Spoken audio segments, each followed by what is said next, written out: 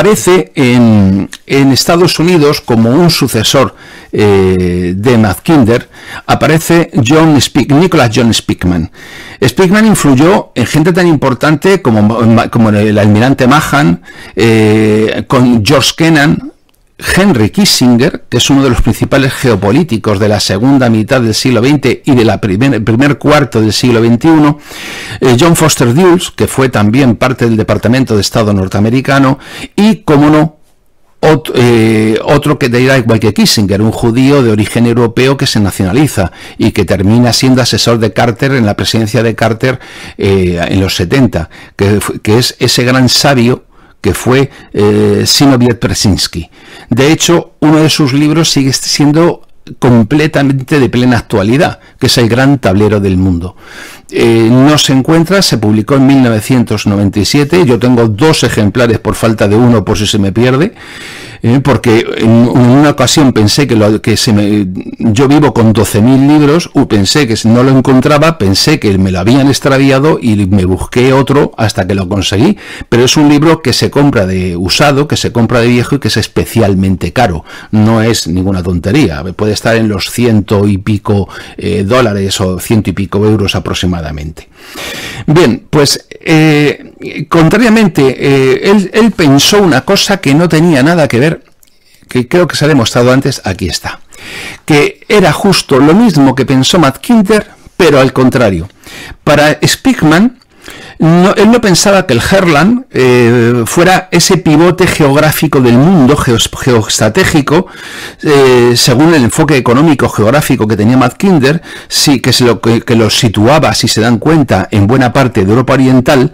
sino que esa zona, ese eje estratégico de poder se situaba en la zona periférica sobre el litoral, sobre las cuencas de los ríos y las tierras litorales de la gran Eurasia.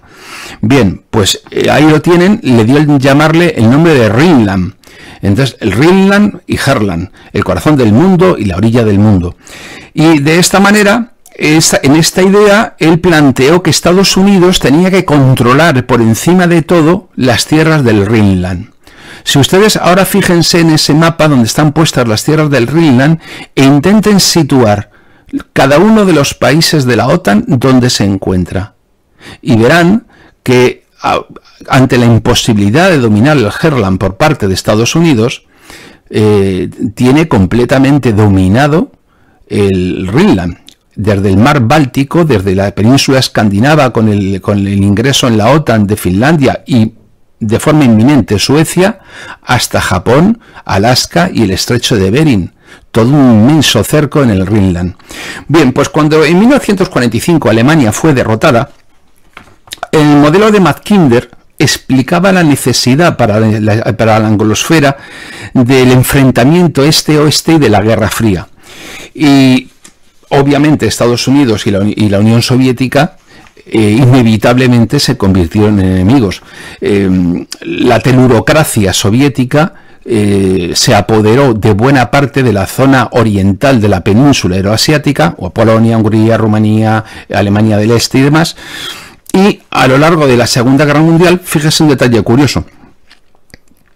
todo esto fue idea de una cosa que se llamaba la Liga IBI de Estados Unidos, que está formada por las 8 universidades más cotizadas de Estados Unidos, que ahí fue donde pensaron todo esto. Les digo, son Brown, Columbia, Cornell, Dartmouth, Harvard, Princeton, Pensilvania y Yale. Bueno, pues de ahí, de esas 8 universidades privadas, ahora mismo, para que se haga una idea, un máster en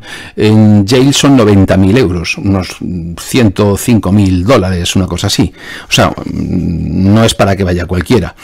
Bueno, pues ellos plantearon el impulso de los trabajos de Mackinder y de Kennan. Y justo en este momento, el 1 de marzo de 1947, murió Mackinder, y 6 días después, el presidente Harry Truman advirtió al Congreso de Estados Unidos de la necesidad de detener a Rusia, y fue en este momento cuando podemos pensar que Mackinder no anticipó el papel de Estados Unidos como potencia presente en el Herland, porque Estados Unidos, quitando la expedición para combatir la revolución bolchevique, que duró muy poco tiempo, de las potencias continentales en el sur de la Rusia, de entonces, durante la guerra entre los rusos blancos y los rusos rojos, pues